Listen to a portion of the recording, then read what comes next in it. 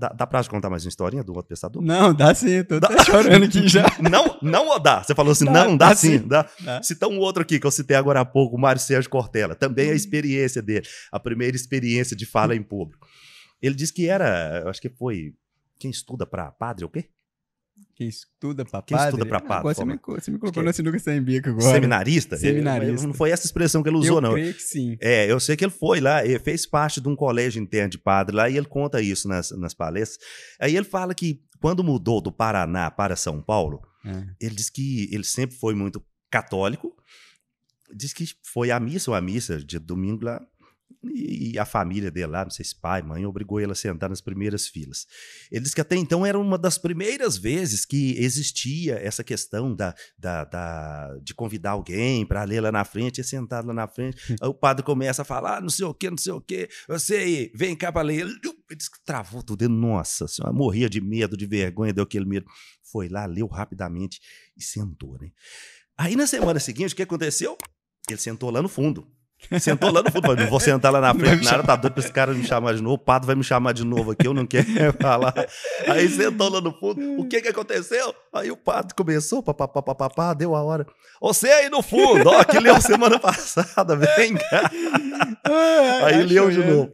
E ele disse que a partir daí também tomou gosto por falar. Pronto, agora já me achou mesmo. Quer ser professor, palestrante, disse que nunca mais parou de falar. Então tudo vira hábito se você praticar. É prática. Enfrente o medo, enfrente o desafio que vai virar prática. Você vai tomar gosto por falar em público. I'm finally healing from you.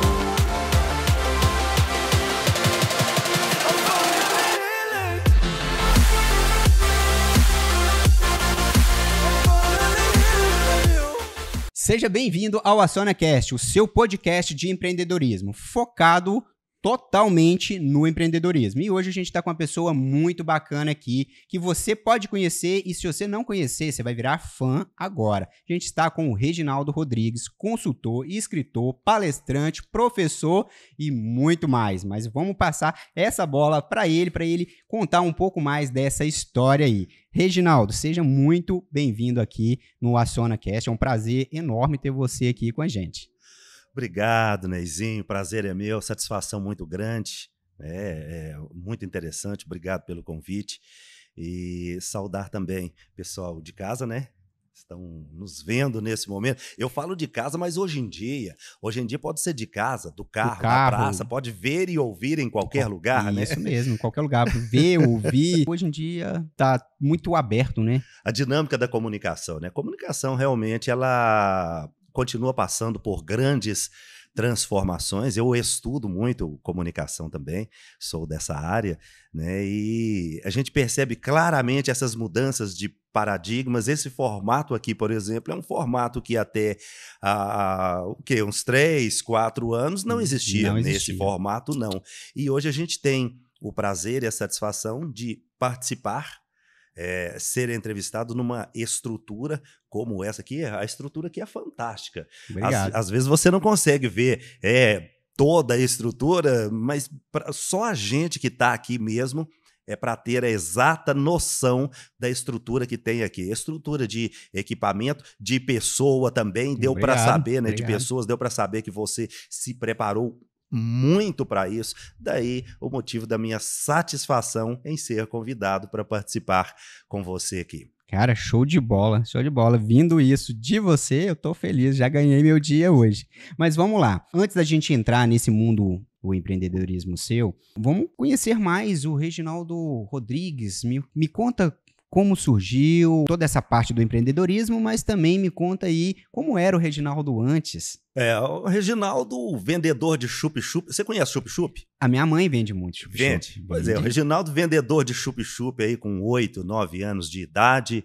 Aí a gente ia para a beira dos campos de futebol. Naquela época praticava muito futebol. A minha infância foi uma parte dela em Divinópolis, uma parte pequenininha em Santo Antônio do Monte, que eu sou nascido em Santo Antônio do Monte, e boa parte, a parte principal em Divinópolis. Aí vendia chup-chup na beira dos campos de futebol, meio de semana também, saía nas ruas, sol quente, na muleira, e vendendo chup-chup. De vez em quando ainda tomava uns tapas na orelha, tinha gente que não pagava, dava aquele prejuízo. Tava o famoso cascudo, né? O famoso cascudo. Depois, a gente sempre trabalha, desde pequeno, a gente já tinha essa ideia, né, que todos nós temos, aquela ideia de trabalhar com meta, com objetivos, com sonhos, desejos, sem saber exatamente essa parte conceitual. Aí, qual é o principal desejo de quem trabalha vendendo chup-chup? Vender picolé. Não, a minha meta, a minha vontade é vender picolé. Aí depois fui vender picolé, e naquela época vendia-se picolé nas caixinhas, né, aquelas caixinhas de isopor, ainda tinha uma outra meta, é vender o picolé no carrinho, você conhece. Eu vendi muito. Pois é, passei por isso também, e depois trabalhando em lanchonete, né, restaurantes, depois eu fui para o rádio, né, acredito, esse viés de comunicação, essa pegada da comunicação, eu adquiri foi no rádio, através do rádio, e o rádio era um desejo antigo, nessa época mesmo de vendedor de chup-chup, de geladinho, de cada lugar o pessoal chama de uma coisa, né? Eu fui fazer uma palestra há algum tempo lá em Sete Lagoas, o pessoal lá chama de xixi da Xuxa. Eu falei, que é mesmo? Isso, gente? Não, essa é nova. É o xixi da Xuxa. Eu falei, que é isso, gente? Então, começou por aí, mas naquela época eu já tinha vontade, o desejo de trabalhar em rádio também. Ficava ouvindo aqueles locutores lá, aquelas rádios de São Paulo. Só quem é das antigas que vai saber. Oswaldo Bétio, Zé Bétio, Eli Correia, Barros de Alencar. A gente ficava ouvindo essas rádios de São Paulo, Rio de Janeiro, Brasília. E às vezes andava na rua conversando sozinho, como se estivesse fazendo locução. Eu já fazia isso com a caixinha de chup-chup ou de picolé, ou empurrando o carrinho, e já imitando aqueles locutores. Já era o desejo de trabalhar no rádio, trabalhar com comunicação, mas eu era extremamente tímido, mas depois, com as técnicas, concursos, treinamentos, isso acaba que aconteceu na minha vida. Mas acima de tudo, eu sou uma pessoa humilde, né? Mas tem um ditado que é interessante, se eu não me engano, do Marco Antônio Cícero: as coisas humildes você trata com humildade, as sofisticadas você vai tratar com a devida sofisticação também que elas merecem. Bacana. Então, em determinados momentos, a maior parte da minha vida foi com humildade, com simplicidade, sempre na expectativa de aprender sempre mais. Porém, tem aqueles momentos que exigem um pouco mais da sofisticação. Aí nós é sofisticado também, só. Cada perfil tem o seu, né? Exatamente. Cada perfil tem o seu. Sim, sim. Do rádio você passou aí, vamos pôr assim, um bom tempo, né? Passei. Foram 18 anos vida já, no rádio. Depois eu fiquei um tempo fora. Até o ano passado, eu resolvi voltar para o rádio, desejo mesmo, aquela vontade, né? Aí fazia uma vez por semana em uma emissora de rádio, só uma vez por semana, só para matar mesmo aquela vontade, aquele gostinho, mas infelizmente não teve como sustentar, devido aos outros compromissos que a gente tem, pelos compromissos que a gente já assume, não teve como sustentar nenhuma vez por semana o rádio. Mas o rádio é a minha base, é a base da comunicação, do trabalho que eu faço, de consultoria, de mentoria, a base é o rádio. Mas não foi fácil chegar no rádio, porque eu fui uma criança extremamente tímida, tinha dificuldade para tudo, eu era daqueles que chegava visita em casa, por exemplo, eu escondia no quarto, corria para o quarto e passava despistadinho, cumprimentava a cabeça baixa, oi, tudo bem e tal.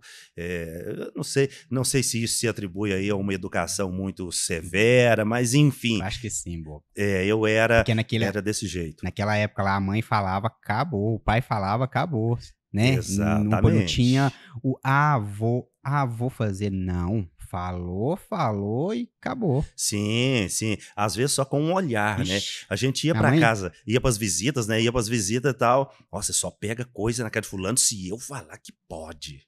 Aí você só olhava no olho. Pelo olho você já comunicava. É verdade. Era na sua casa também era assim? Nossa, você é doido. Lá em casa minha mãe só olhava assim, nós já sabia o que ela queria. Ia ficar quietinho. Mas que menino bacana que você tem. Você que não sabe a mãe que eu tenho. Desse jeito. Mas daí do rádio entrou então essa parte da consultoria? Sim, foi através do rádio também. Porque o rádio, não sei se você conhece bem a dinâmica do rádio, o rádio, infelizmente, não remunera bem. E olha que eu comecei no rádio numa época em que o radialista, o locutor, era como se fosse um artista. A gente tinha prestígio, entrava nos lugares, não pagava em lugar nenhum, ia apresentar evento, pessoal pedindo autógrafo, Que tirando massa, foto, abraço. que massa. Radialista era assim, antigamente. Mas nunca remunerou bem o rádio. E o locutor mesmo, o profissional do rádio, para ganhar bem, ele precisava vender propaganda também, precisava agenciar. Aí eu comecei a agenciar propaganda, comecei no rádio e, paralelamente, comecei a agenciar propaganda, locutor e agenciador. E o que acontece? Quando a gente visita um cliente, eu já percebia naquela época, a gente fazia questão de entregar o melhor para o cliente. E acontecia, às vezes, do cliente fazer o anúncio, fazia um contrato, às vezes contrato até grande, significativo, e o cliente não ter o retorno esperado. Eu falava assim, gente, mas a minha rádio é boa, a nossa audiência é boa, comprovadamente. Eu sempre tive a oportunidade de trabalhar em rádios grandes, as rádios de cima mesmo, em audiência, mas ainda assim, às vezes, alguns clientes não tinham o retorno esperado. Aquilo começou a me incomodar. Eu falei, gente, mas por quê? E existe uma série de fatores. Você também, hoje, como especialista em marketing, sabe disso. A partir do momento que eu comecei a identificar alguns problemas, eu comecei a aprofundar o estudo nisso. Porque não adianta nada a pessoa fazer a propaganda, às vezes paga o anúncio, propaganda boa, mas chega lá, o atendimento é ruim. Sim. O atendimento não é bom. Às vezes faz o anúncio, o produto não é de qualidade. Faz um anúncio, a pessoa chega lá na loja, a loja não é uma loja acolhedora, aconchegante, o lugar é feio, esquisito, não adianta, o cliente não vai voltar. Às vezes até vai pelo anúncio, vai uma vez, mas não vai acontecer a recompra, depois o cliente não volta, a recorrência. Mas a partir dessa identificação, dessa carência por parte dos clientes, aí, os clientes das emissoras de rádio, eu comecei a estudar mais. E dentro das próprias rádios eu já comecei a oferecer também produtos adicionais e não cobrava por isso.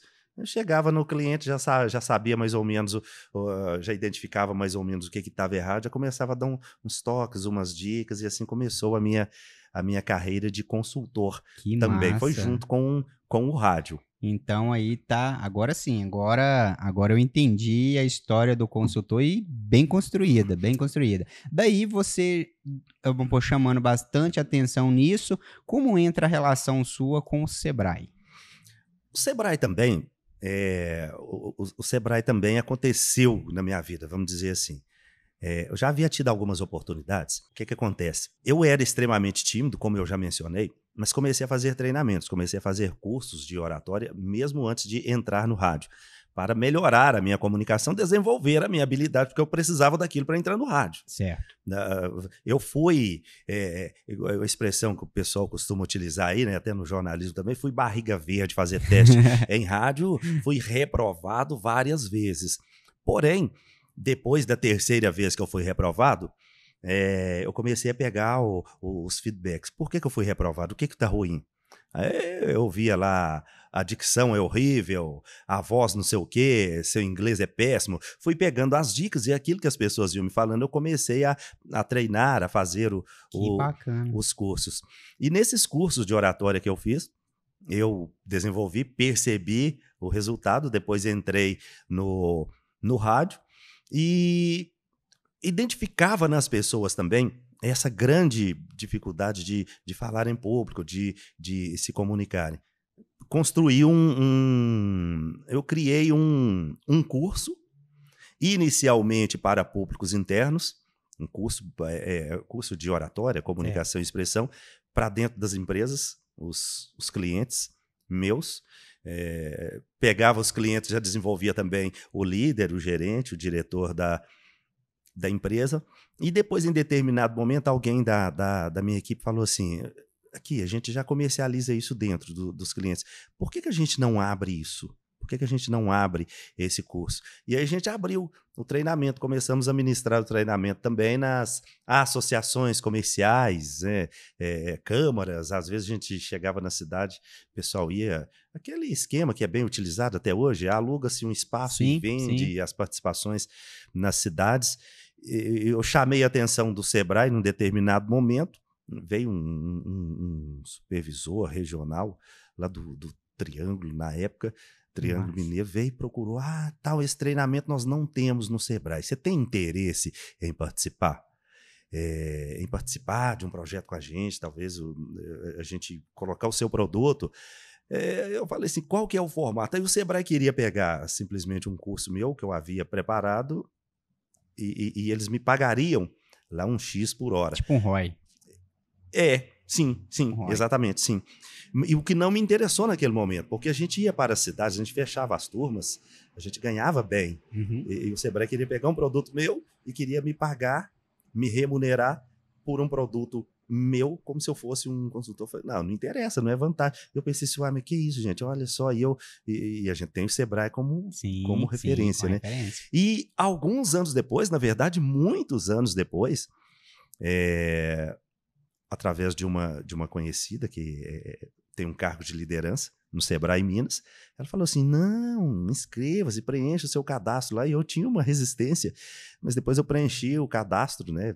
Eles estavam selecionando consultores. Nisso também veio uma oportunidade através de licitação. O Sebrae ele licita muito também, assim como outros órgãos, né, as prefeituras, as câmaras. O Sebrae licita muito para treinamentos, não para sabia disso, não. Pesquisa, sim. Para mim, eles só tinham uma pegada só mesmo, ou eles te convidavam, coisinha, eles fizeram com você, davam um treinamento para você. Eu não sabia que eles entravam em licitação, não. Tem muita licitação, abrem licitação, e eu ganhei uma dessas licitações, depois ganhei outra, e acaba que criou-se o vínculo, e até hoje eu tenho esse vínculo com o Sebrae. É um vínculo que abrem portas, né? Porque a credibilidade do Sebrae ela é muito Sebrae, grande, acabou. né? É um selo muito poderoso. Bacana. Como um empreendedor fala assim, tive um sonho muito massa, vou empreender. Como saber se isso aí é viável? É interessante, esse questionamento ele é muito interessante, porque nós temos o hábito, quando eu falo nós, as pessoas de um modo geral, aí tem uma ideia, essa ideia é muito boa, vou empreender, vou fazer, mas acaba se esquecendo de pontos que são muito importantes, né?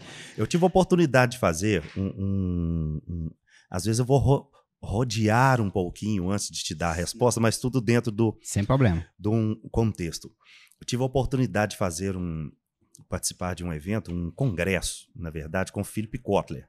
Philip Kotler é o pai do marketing, você sabe muito bem, né? Sim. É considerado aí o pai do marketing, a principal referência do marketing que nós temos. E 2 palavras que ele falou naquele momento ficou na minha cabeça.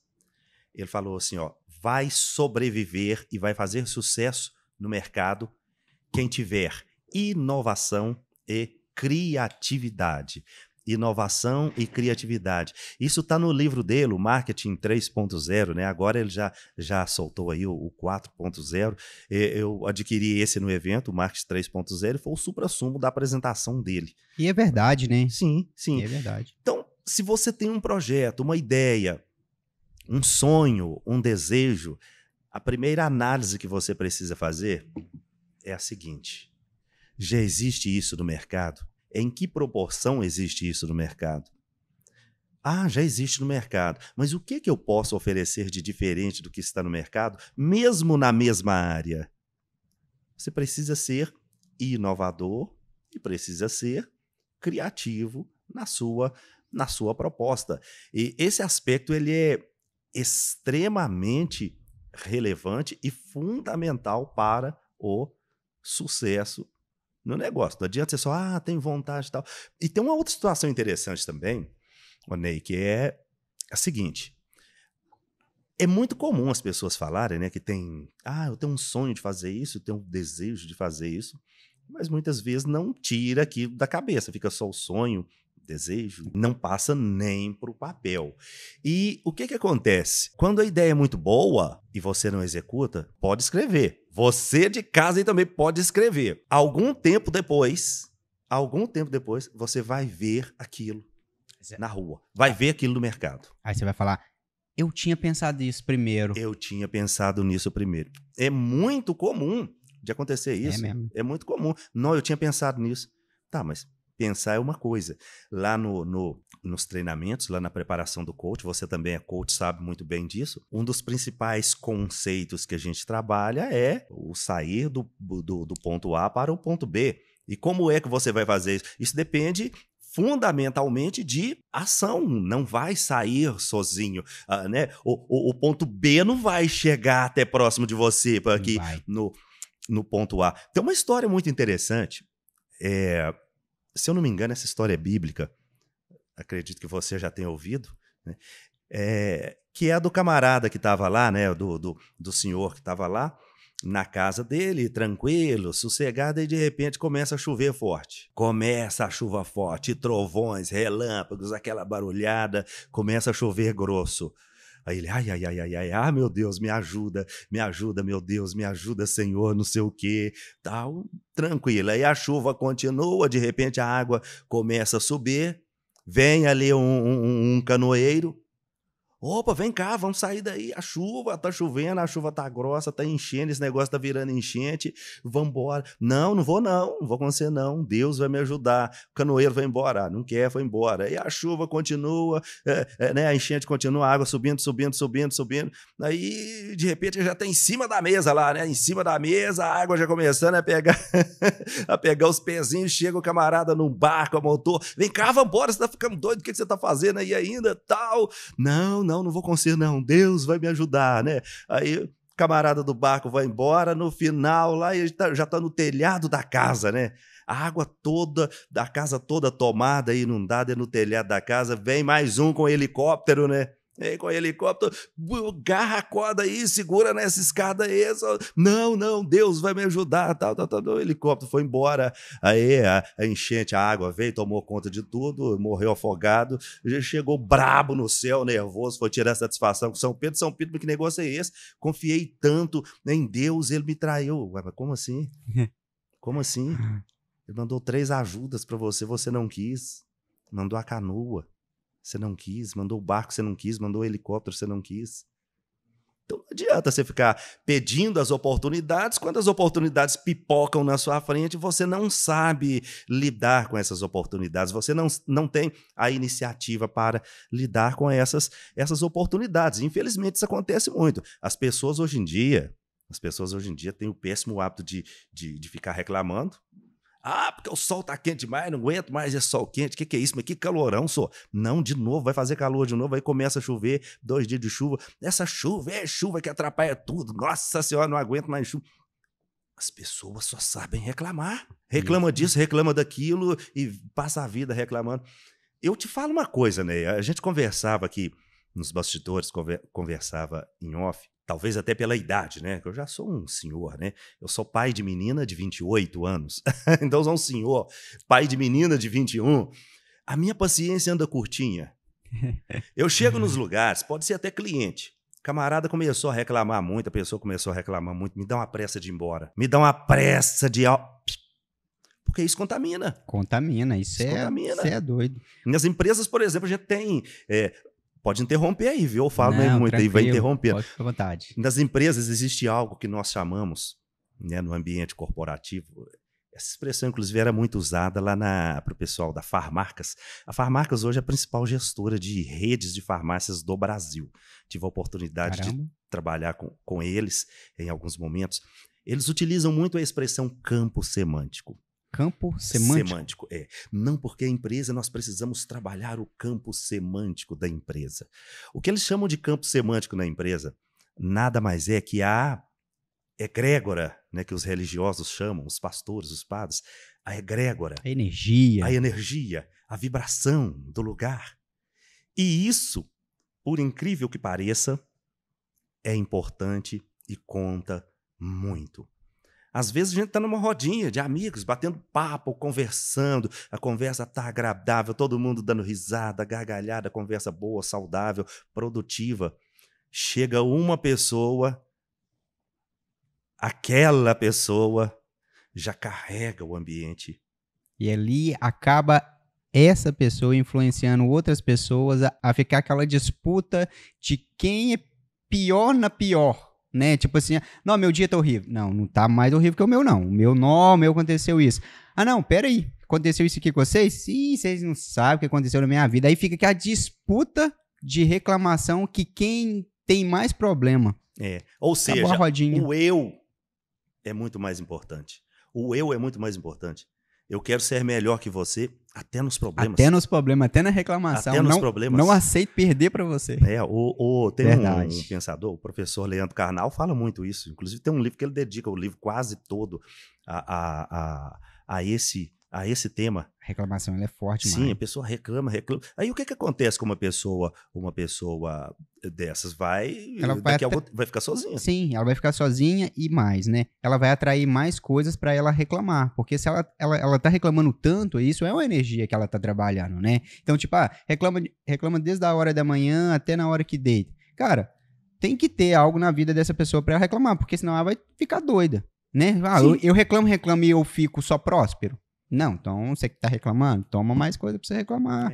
E vai atrair só coisas ruins. Vai atrair Se você tem uma energia ruim, uma vibração ruim, você vai atrair coisas ruins. O livro do Karnal é O Dilema do Porco-Espinho. Não sei se você já leu. O Dilema do Porco-Espinho? Do Porco-Espinho. É um excelente livro. Ele faz uma analogia com o porco-espinho justamente por isso, né? Ninguém aproxima do porco-espinho. Né? Ninguém quer fazer um carinho. Ninguém quer. Então, o dilema do porco-espinho. Ele trata muito também da questão da solidão, explica lá a diferença de solidão para a solitude, né? Que é um outro tema para uma outra discussão.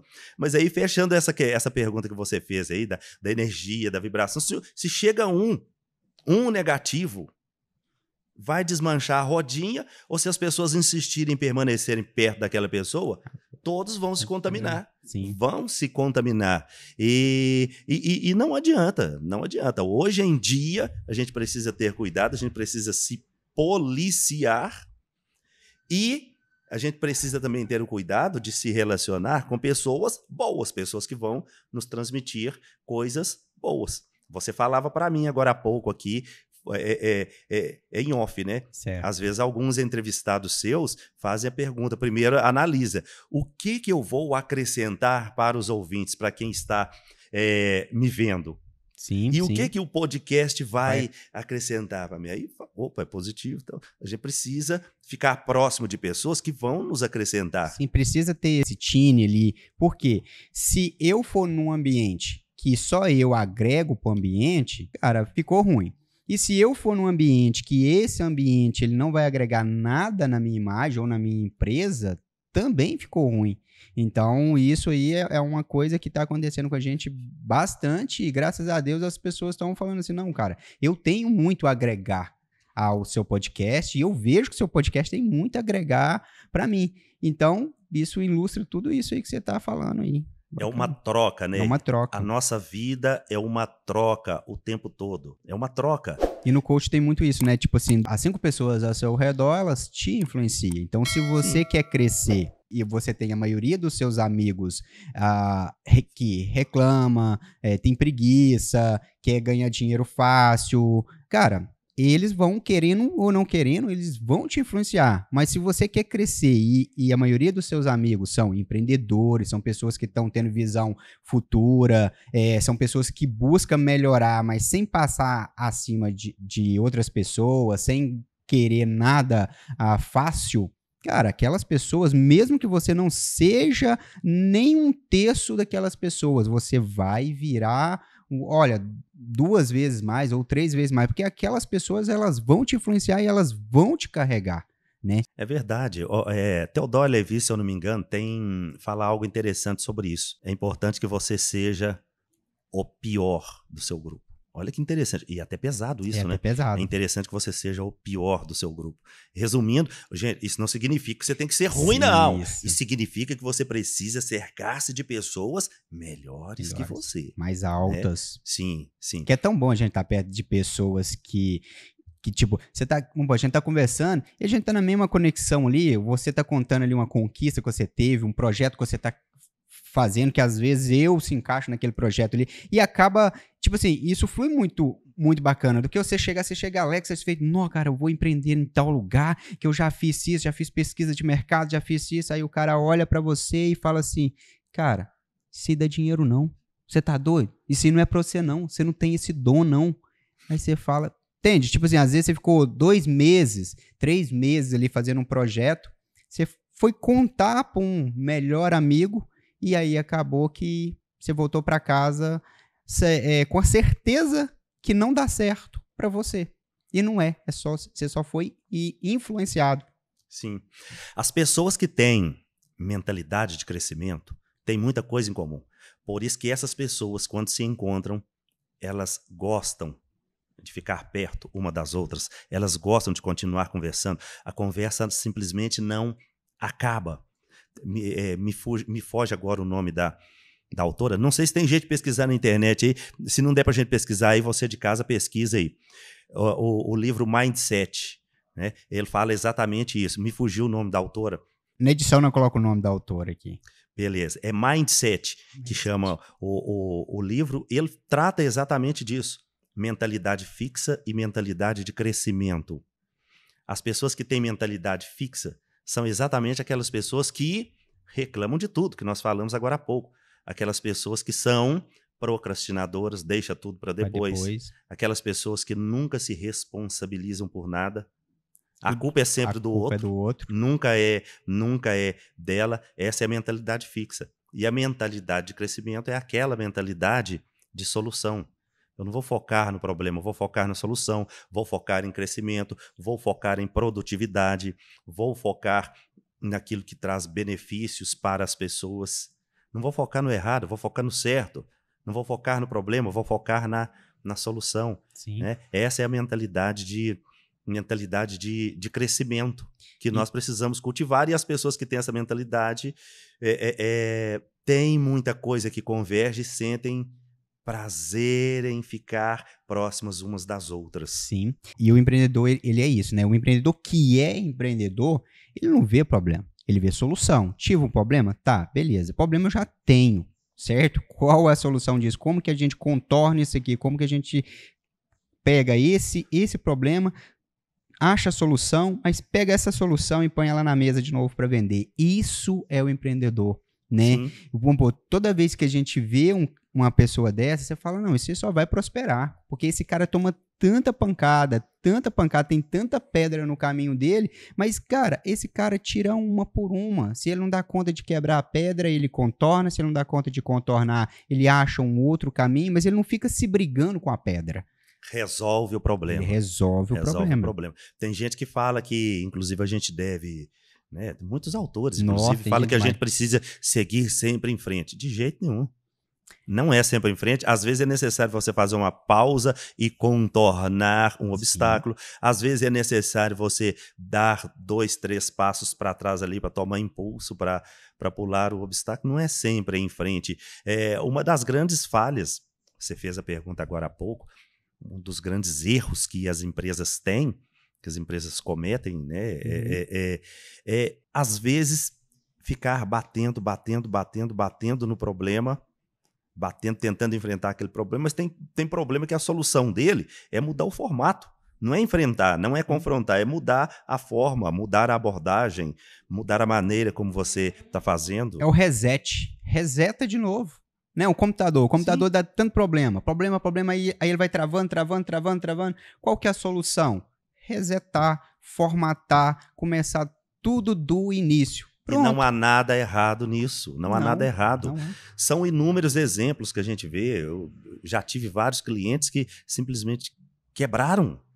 As empresas quebraram de moer mesmo, mas começaram de novo e chegaram ao topo novamente. Começaram certo, não cometeram aqueles problemas novamente. Cara, é o empreendedorismo e é o medo que as pessoas têm de resetar, é o medo que as pessoas têm de começar. E às vezes isso seria a salvação daquela empresa dela. Simplesmente parar, pagar todos os funcionários, sair ali sem dívida, essa é a hora, sair sem dívida. Mas não, elas acabam ficando muito tempo, vão endividando, e quando ela nem pensa em sair, a empresa empurra ela está endividada.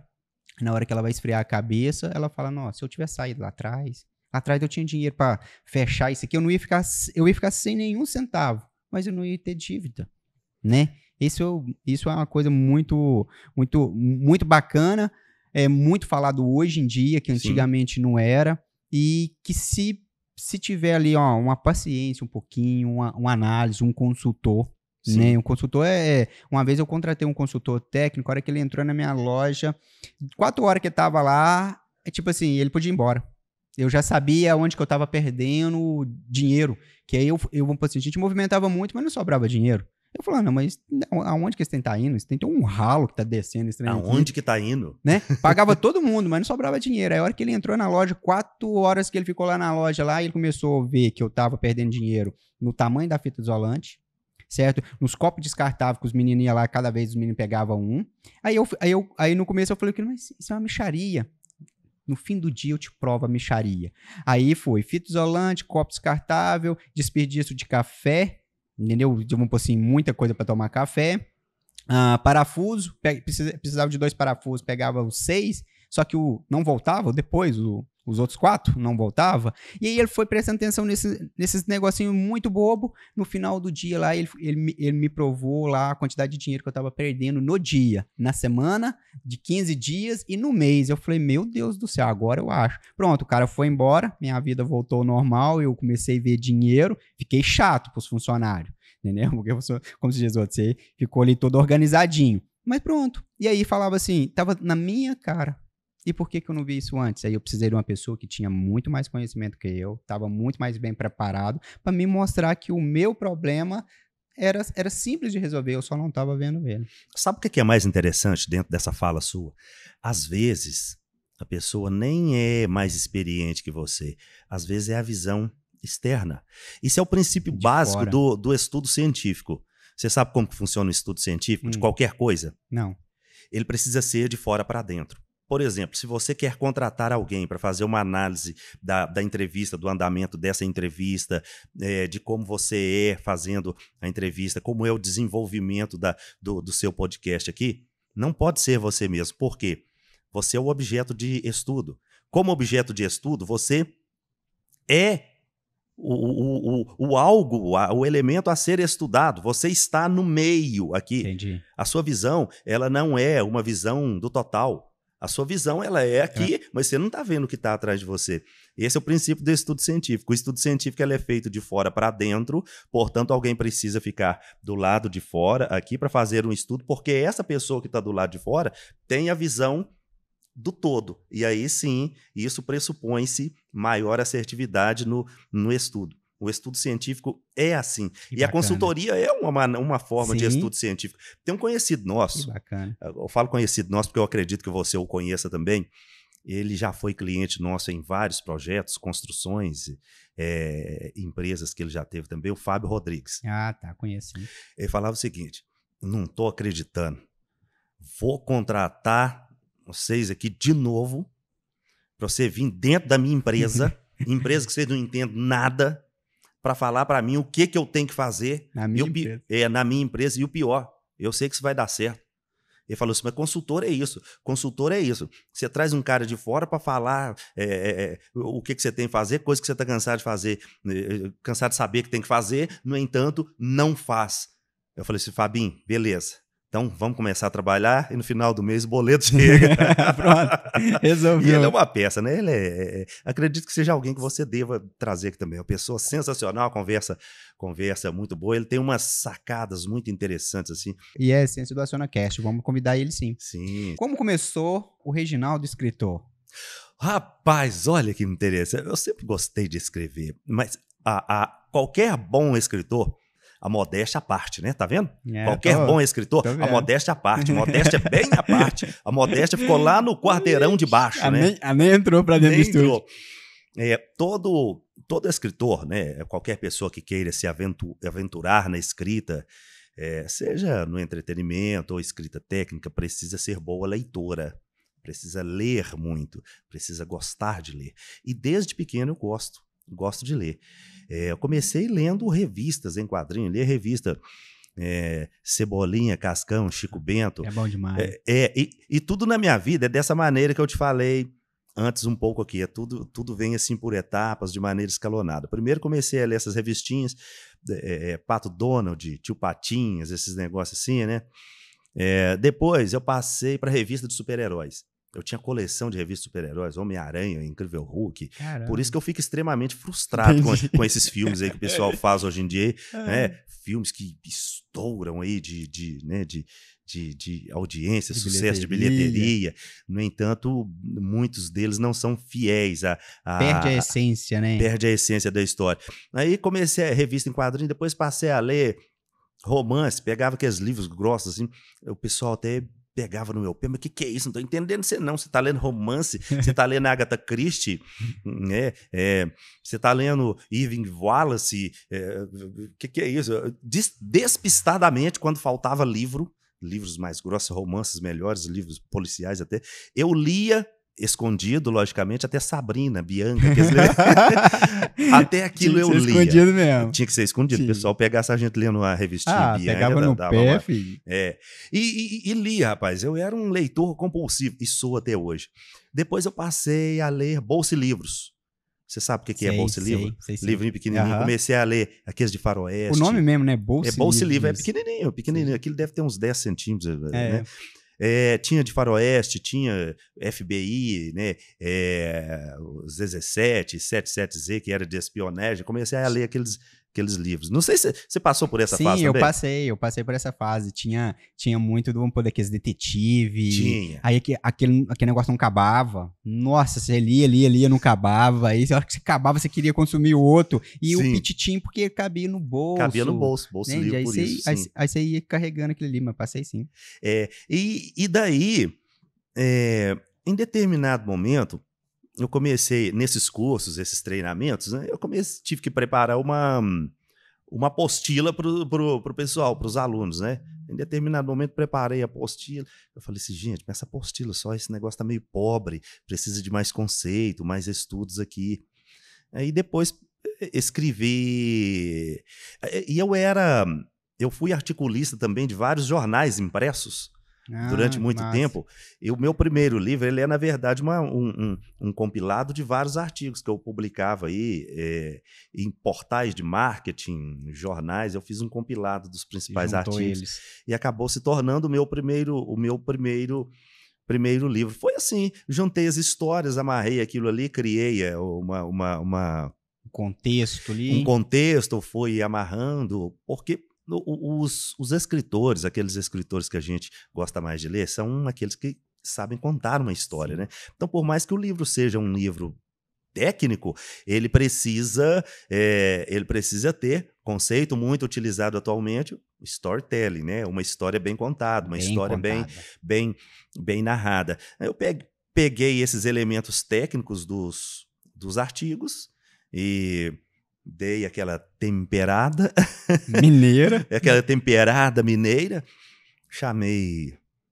Quem foi que escreveu o prefácio do meu primeiro livro? Nem sei, ele tá aqui. Foi o Edson. Vou ler. Vamos colar. Ele tá aqui, pode colar? Pode. Esse aqui. Daqui a pouquinho nós vamos falar mais especificamente desses livros, né? Mas foi o Sullivan França.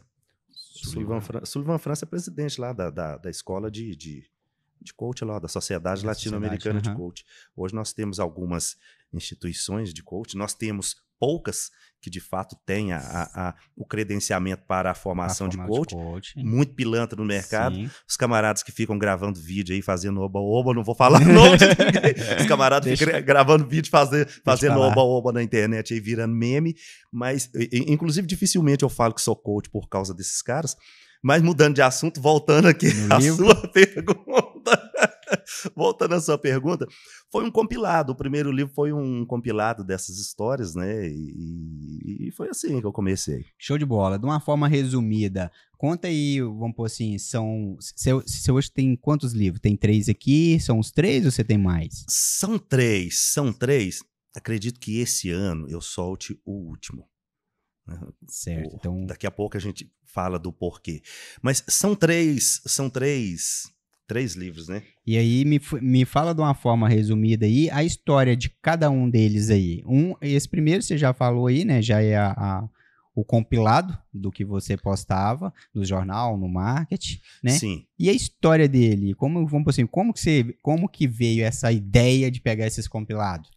Justamente a partir dessa necessidade de fazer uma apostila nos treinamentos, né? Maior. Esse primeiro é o Onde Você Está, o mercado quer te encontrar.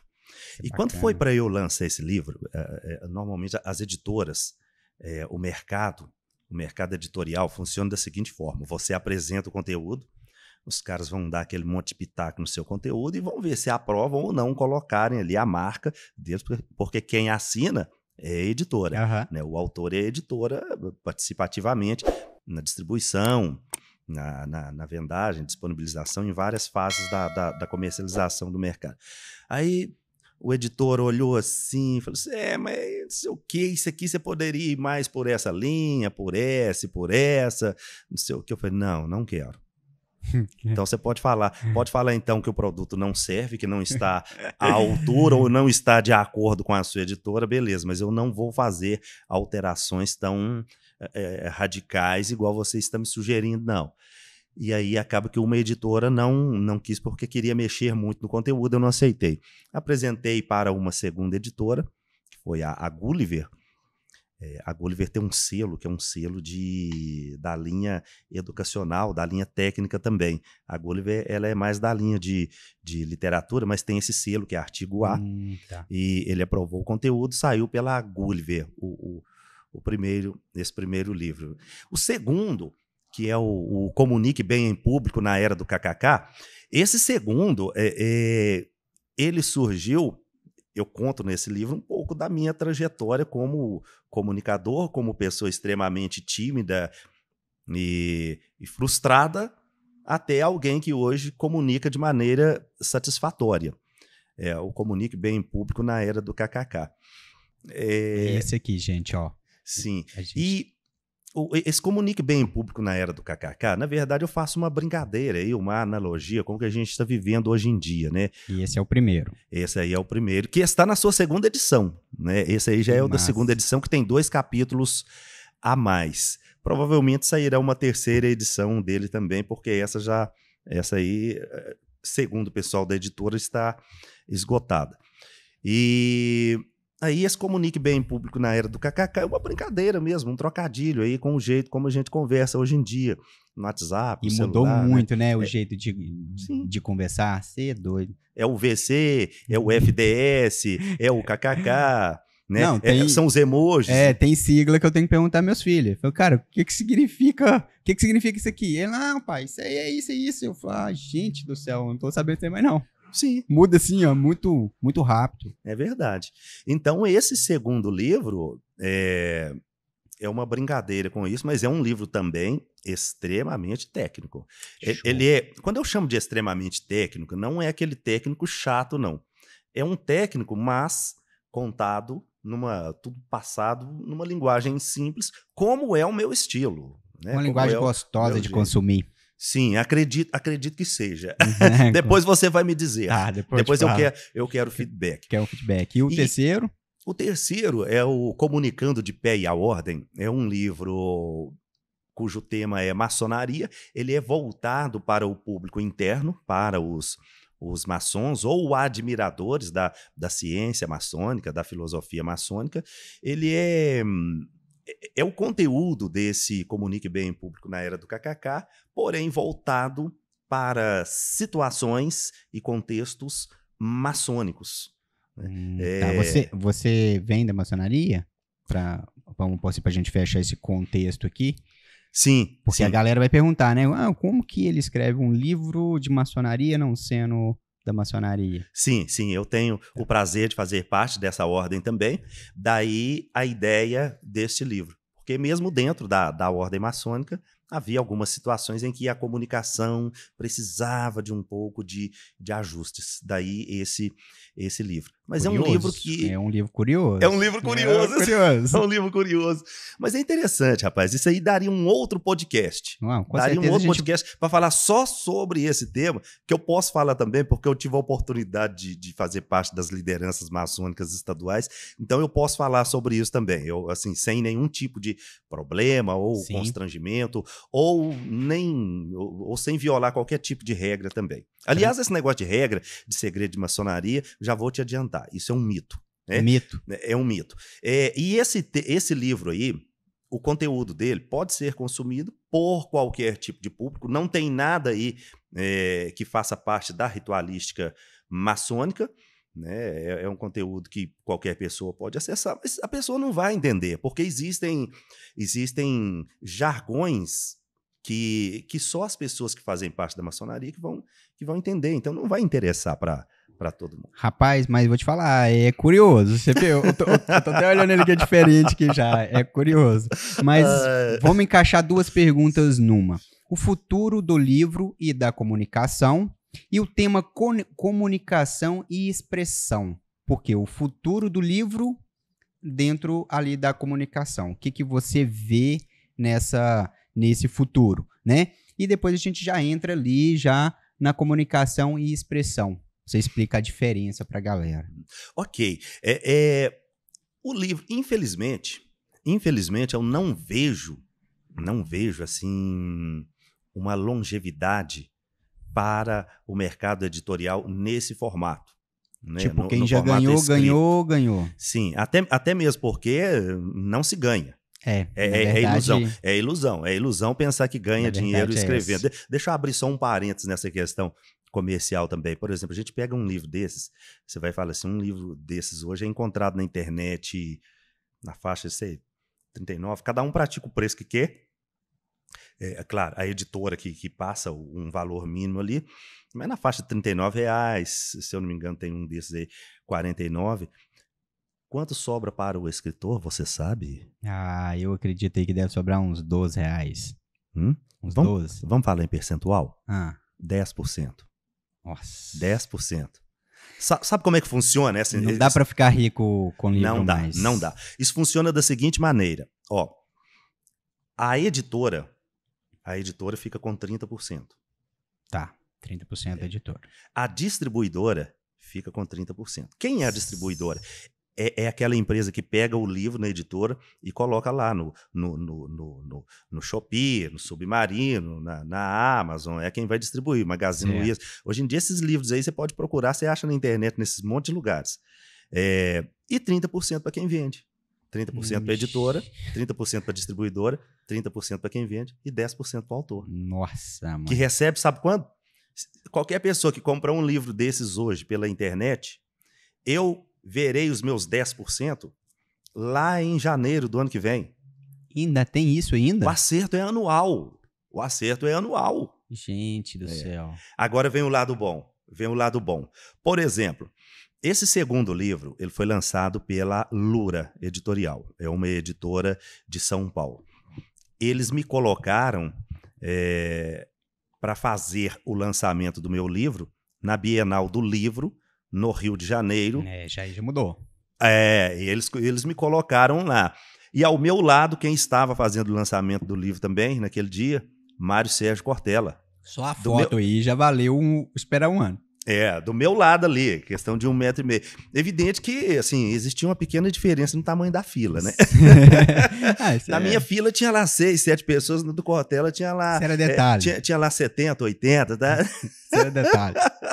Mas estava lá. Então, a editora, ela é uma vitrine. Ela é uma vitrine.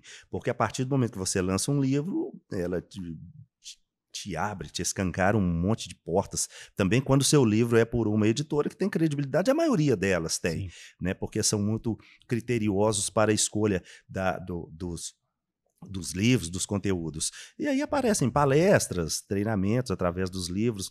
Você consegue transformar isso, consegue monetizar isso de outras maneiras, além do ganho com o próprio livro. Pode-se dizer que o livro é uma porta, né? Sim. Você não ganha no livro, mas você abre uma porta ali que você pode monetizar outras coisas que vai suprir o que você não ganhou no livro. Com certeza. E hoje nós temos, por exemplo, por que eu vejo que o livro não tem um futuro, um grande futuro? Veja bem, eu acredito até que possa durar algum tempo, ainda tem algum tempo de vida, mas não com a qualidade que nós temos hoje. Não com a personificação através do conteúdo que nós temos hoje.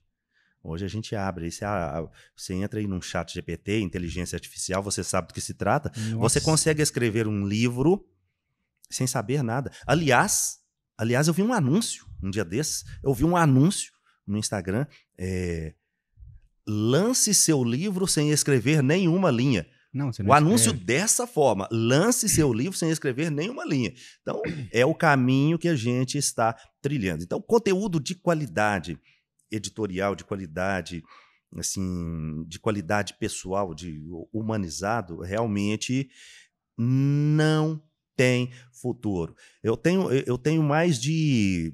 Acredito que eu tenha... Não vou falar mais porque eu não sei se é mais, mas eu tenho próximo de 500 poemas escritos. Esse meu próximo livro, que será o último, eu afirmo categoricamente que será meu último livro escrito, eu peguei lá, já está pronto, para ser sincero, já peguei lá, provavelmente deve sair com 80 a 100 poemas desses 500 que eu tenho, porque hoje em dia não vai ter mais, poesia é uma coisa que não tem mais, você entra lá no chat GPT, escreva uma poesia para mim sobre copo com água. Ele tem a transparência assim, ele tem umas vitórias assim, e eu quero que esteja um fundo desse jeito. Pronto. Sim, se você tiver um mínimo de criatividade no prompt, né, que a gente fala. Souber. O prompt pro pessoal, às vezes o pessoal não tem conhecimento, o prompt é o jeito como você pede, né, como você faz o pedido lá para a inteligência artificial. Então, se você escreve um prompt detalhado, você vai ter um produto de extrema qualidade. Muitas vezes até a gente mesmo fala assim, não, cara, nem eu escrevi um negócio desse. Exatamente. E tá aí para ser utilizado, não tem nada errado, não tem nada errado. Eu fiz uma palestra não sei quanto tempo, alguns meses lá na Universidade de Luz, Universidade de São Francisco. E nessa palestra, alguns professores participavam também. Você sabe como funciona o mecanismo da palestra, né? Ele tem os 15 minutos finais, ele se abre para pergunta. E um professor me fez uma pergunta bem interessante e capciosa até. Ele virou e falou assim, professor, nessa era aí de inteligência artificial, como é que você vê e como é que você acha, o que você sugere para os professores no que diz respeito à avaliação dos alunos, nessa era de inteligência artificial? A gente tem que ser exímio entendedor? Como é que a gente vai saber? Eu falei assim, professor, aí perguntei o nome dele, logicamente, toda aquela estratégia que você sabe como é que funciona. Lógico. Perguntei o nome dele, falei, professor, para os meus alunos, por exemplo, na época eu estava como professor do Senac, eu falei assim, para os meus alunos, a parte escrita, ela equivale numa avaliação de 10, ela equivale a 2. É só 20% da minha avaliação. O restante da minha avaliação é na oralidade, até mesmo porque eu sou especialista nisso, eu avalio a apresentação do trabalho e avalio a participação em sala de aula. Sim. Então, a escrita, pouco me importa. E outra coisa também. Estratégia bacana, viu? Bacana. Essa que eu sugeri para ele é essa que eu utilizo.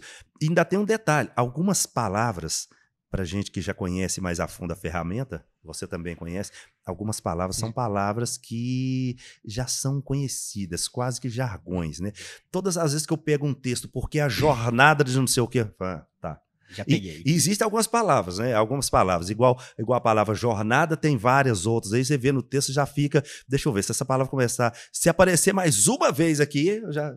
Então, algumas palavras já vêm, assim, são muito particulares, assim, vêm sempre nos conteúdos. Por isso, eu acho que um outro fator também, fechando a resposta para a sua pergunta, um outro fator que também corrobora para não vou falar o fim, porque é muito pesado e seria muito ruim, mas para a diminuição do impacto dos livros, da força dos livros impressos no mercado, é o fator áudio e vídeo.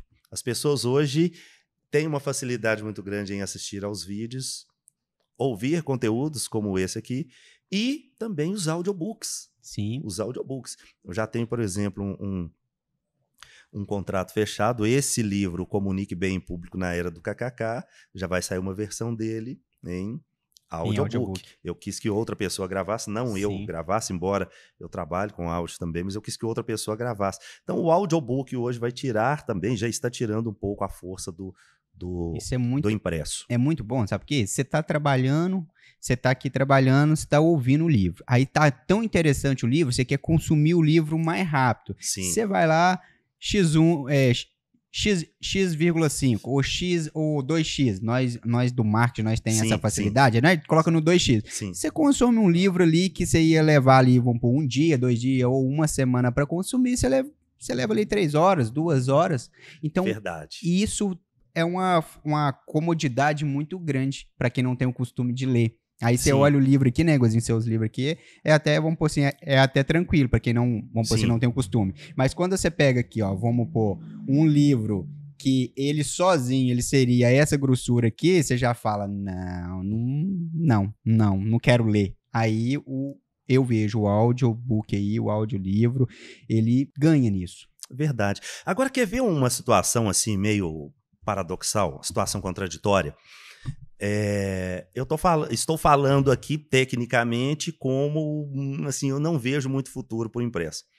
Eu citei para você, agora há pouco, o exemplo da Marvel, da DC Comics, aí, né, a questão das revistas que se transformam em blockbusters, aí, né, filmes de boa bilheteria, ou não, né? A gente tem tido uns exemplos aí, a DC, não. Por exemplo, tem saído cada porcaria aí que... Tem tomado os prejuízos grandes. Tem.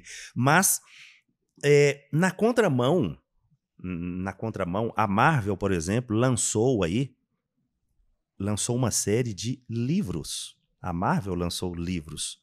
Eu estava num shopping, não me lembro mais em que cidade, não sei se foi Belo Horizonte, São Paulo, não sei. Estava num shopping, de repente eu entro numa livraria, uma banca lá cheia de, para mim, revistas, porque revistas grossas, uns 200 e tantas páginas. Eu falei, gente, o que é isso? Eu peguei, que é isso? Fui olhar, livros.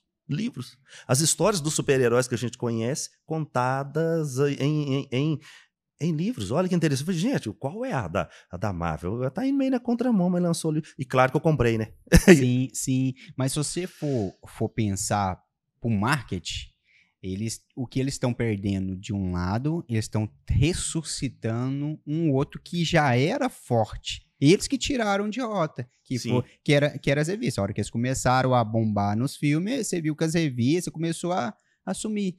Vamos pôr, vinha uma, demorava uma eternidade para vir a outra, mas pode ser um marketing bom, viu? Pra te falar a verdade. Não, mas as revistas tudo bem. As revistas eu até vejo ainda, não com a frequência e na quantidade que eu via, como você mesmo disse, mas livro, eu fiquei surpreso. Eu nunca havia visto livro de super-herói. Você pega, por exemplo, eu comprei 2 lá. Eu comprei um do Homem de Ferro e um do Demolidor, né? O Homem Sem Medo.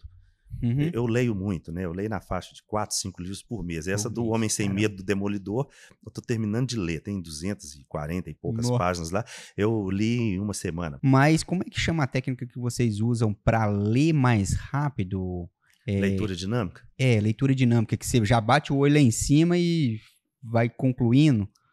Sim. A técnica da leitura dinâmica, ela consiste na seguinte estratégia. Você pega as palavras-chave, né? Você vai grifar ali aquelas palavras-chave ali da ideia dos personagens, quem é que está fazendo. Existe na comunicação, no jornalismo, uma expressão que se chama lead. O que é o lead? O lead é alguns elementos que te contam a história completa, alguns elementos que, se respondidos adequadamente, vão te contar toda a história. E o lead no jornalismo, quando o jornalismo sem aprofundar muito, mas existe um sistema lá no jornalismo que se chama pirâmide invertida, que é o mais utilizado pelo jornalismo, sim. Não sei como funciona, mas já ouvi falar muito. A gente não vai aprofundar nisso aqui não, até mesmo para não fugir muito do tempo. Certo. Mas o jornal, pessoal, pesquisa aí, gente, método da pirâmide invertida, vocês vão encontrar aí. Nesse sistema da pirâmide invertida, o primeiro parágrafo já responde a essas perguntas, que é o que, quem, quando, onde e por quê. Todo o primeiro parágrafo de jornal já vai responder essas 5 perguntas, se estiver utilizando a pirâmide invertida. Se respondeu essas 5 perguntas no primeiro parágrafo, você já desobriga o seu leitor de ler o restante se você não quiser aprofundar. Entendi. E a leitura dinâmica, ela parte aí da mesma premissa. Você pega lá quem, isso aqui se trata de quem? Fulano, tal. Aí você já pega os verbos ali de ação, né? Onde você lê uma página rapidamente. É uma técnica que eu ensino quando bacana. A pessoa pede, mas eu não uso. Eu gosto de ler.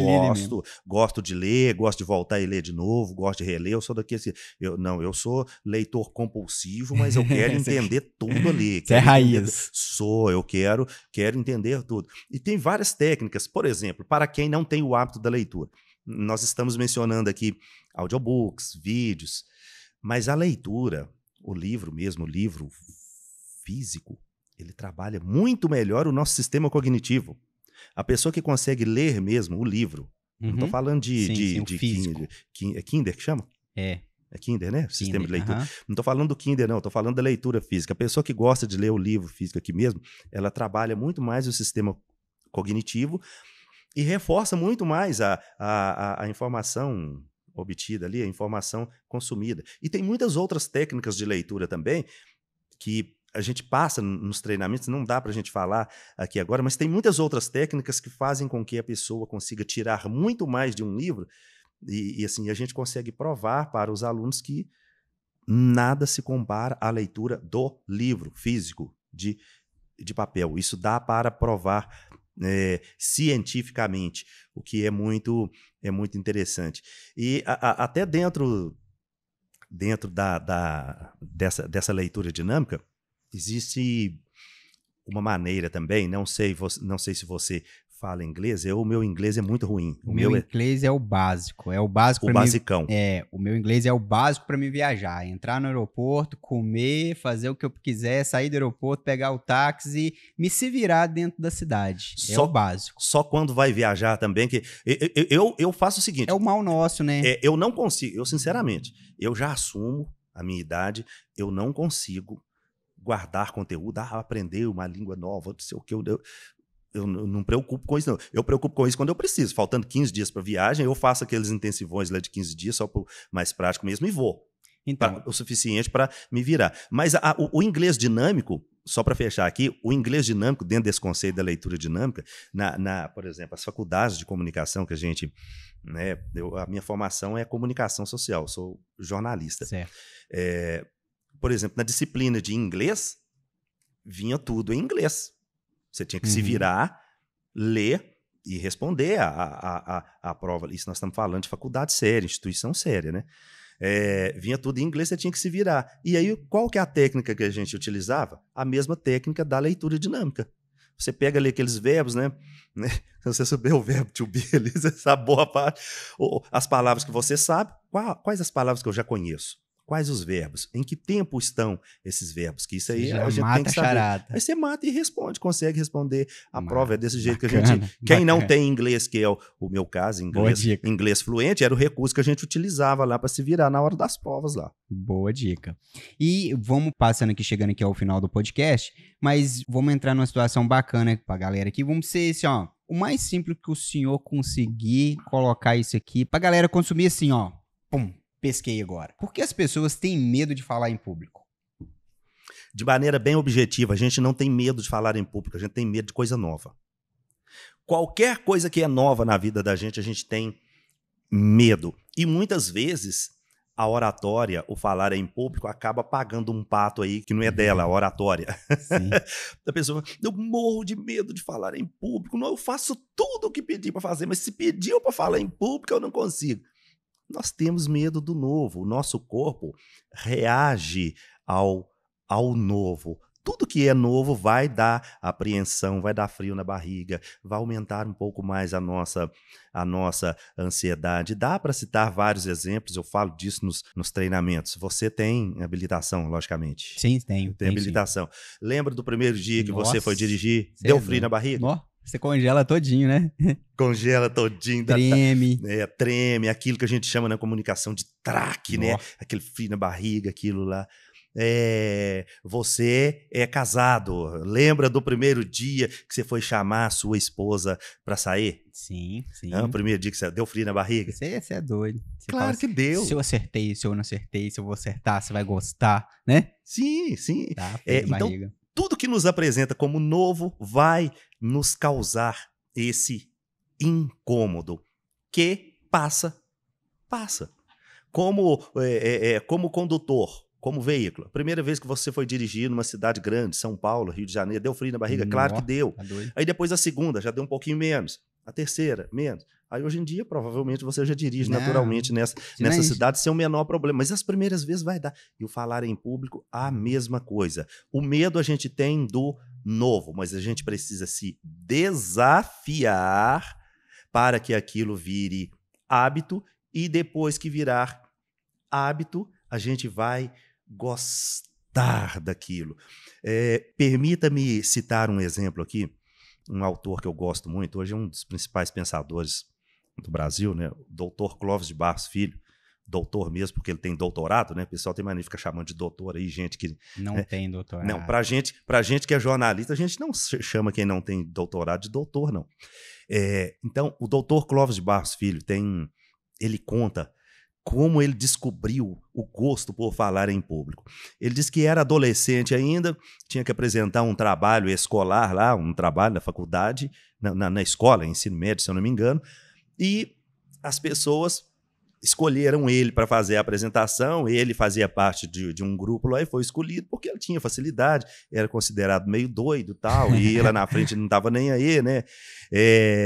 E foi escolhido. Foi lá, fez a apresentação, mas ao mesmo tempo ele era muito ansioso também, disse que apresentou rapidinho, em 5 minutos apresentou tudo, disse que o tema era petróleo, não sei o quê, e depois os alunos pediram para que ele continuasse, ele falando, eu gostou do jeito que eu falava, porque o povo acha que eu sou meio doido, não sei o quê, tal, e aí pediram para eu falar mais um pouco sobre o petróleo, aí eu comecei a usar criatividade, né, aí disse que começou a inventar coisas sobre o petróleo, desafiou o professor, tal, o professor só não sabia disso, não sabia, então anota aí que você tem que aprender também, aqui estamos todos aprendendo uns com os outros, aí ele disse que falou mais 50 minutos, ele falou assim, a partir desse dia eu descobri que eu queria fazer isso o resto da minha vida, falar em povo.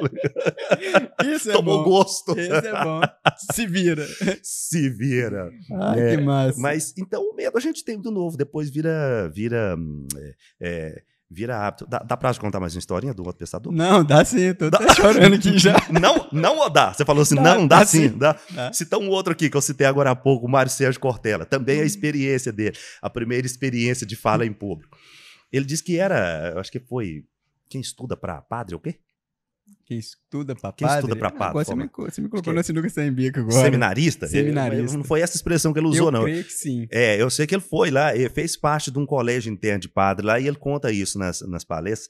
Aí ele fala que quando mudou do Paraná para São Paulo, ele diz que ele sempre foi muito católico, diz que foi à missa de domingo lá, e a família dele lá, não sei se pai, mãe, obrigou ele a sentar nas primeiras filas. Ele disse que até então era uma das primeiras vezes que existia essa questão de convidar alguém para ler lá na frente e sentar lá na frente. Aí o padre começa a falar, não sei o quê, você aí, vem cá para ler. Ele disse que travou tudo, nossa senhora, morria de medo, de vergonha, deu aquele medo. Foi lá, leu rapidamente e sentou, né? Aí na semana seguinte, o que aconteceu? Ele sentou lá no fundo. Falou, não vou sentar lá na frente, nada, tá doido pra esse cara me chamar de novo, o padre vai me chamar de novo aqui, eu não quero falar. Aí sentou lá no fundo, o que aconteceu? Aí o padre começou, deu a hora. Você aí no fundo, que leu semana passada, vem cá. Aí leu de novo.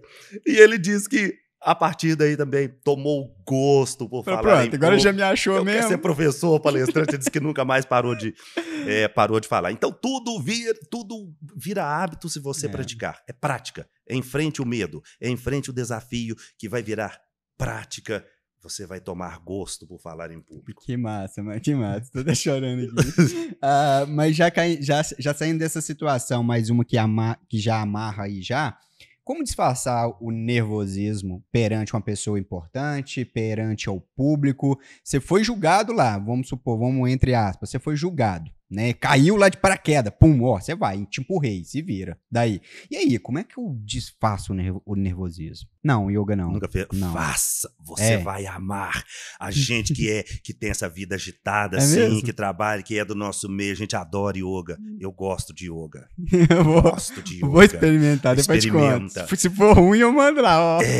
Eu ensino para os meus mentorados, para os meus alunos, técnicas de yoga, que é a respiração consciente um pouco antes. Se você sabe que vai ser convidado, vai passar por uma situação que pode te causar algum constrangimento, nervoso, é respiração consciente, que é o inspirar, né, cuidadosa. É inspirar mesmo, você vai sentir até a barriga estufando. A respiração consciente, ela é assim, ó.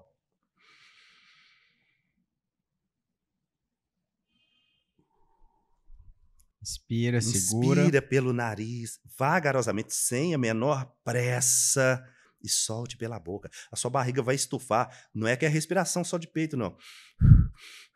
Soprando o microfone, falta de educação, delicadeza. Não, desculpa, mas é para o pessoal ver. E respiração, respirar mesmo, até estufar o umbigo lá na frente.